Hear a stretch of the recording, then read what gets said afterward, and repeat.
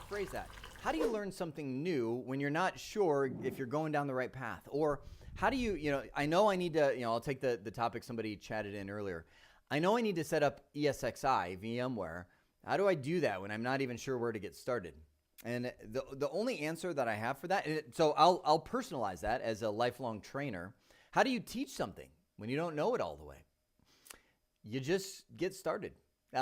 You get started in doing that. That's why a lot of this, some of my most favorite series to teach are the Getting Started with X, right? Because oftentimes when I'm teaching one of those, I'm learning it myself. And the best way to learn something is to teach it. Now, have I gone off the rails?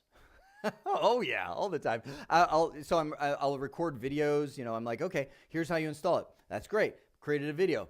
Hey, here's how you do this. And I get 3 videos along the way, and I'm like, oh my gosh, I installed this thing totally wrong, right? And I'm like, trash that video. It's part of the learning process. There's going to be a lot of time trashed learning something new. And can I bridge this? Can I bridge this into a very real world, near and dear to my heart topic? The value of standards and sticking to things.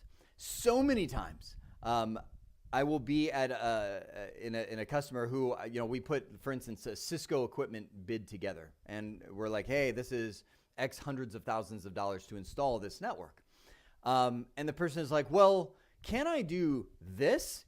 Vendor X, and I'm using Cisco, but maybe SonicWall, maybe Ubiquity, maybe whatever right? Whatever you've built your quote around. Someone's like, well, can I use this instead? And the temptation is often to be like, yeah, sure. Why? I mean, seems like that's like 30% less. Let's install that. It'll save you tens of thousands of dollars, right? The challenge the concepts of networking, but it's a new platform.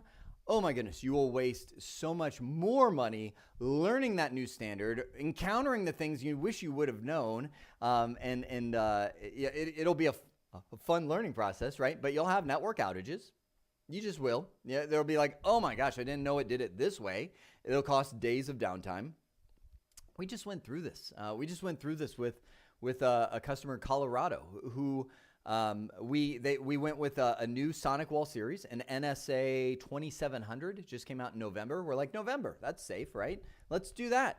Had a bug in the firmware that caused SSL VPN issues where the CPU on the firewall would spike anytime somebody connected to an SSL VPN. What? The thing I'm explaining to you it right now, explaining this to you right now, and wanting you to catch that, of course, it's easy when I'm like, yeah, we ran into SSL VPN. But do you realize how many weeks that cost us of deployment time, of customer outage time, where the CPU would just spike, everything would disconnect, we'd have to reboot the firewall, right? Only to find out there's a firmware bug. What? I mean, like those.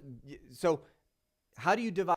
I know I kind of went off on a small soapbox on this, but how do you plan small goals to achieve big goals when you're learning something new? You have little knowledge about this subject. The small goals is just jump in. It may be the blank, like, okay, brand new, let's install it. You're Googling, follow this guide. Okay, oh, that didn't work. What now? And so your knowledge will start creeping around that topic, that platform, that software as you get further into it. And it's a costly adventure. That's why I always say count the cost before you just jump to a new vendor, right? It may be, a Cisco switch and we'll just say vendor X, right? Extreme Network switch. They both do VLANs, right? There's going to be a cost when you jump over, even though it seems simple, seems the same. There will be a cost. All right.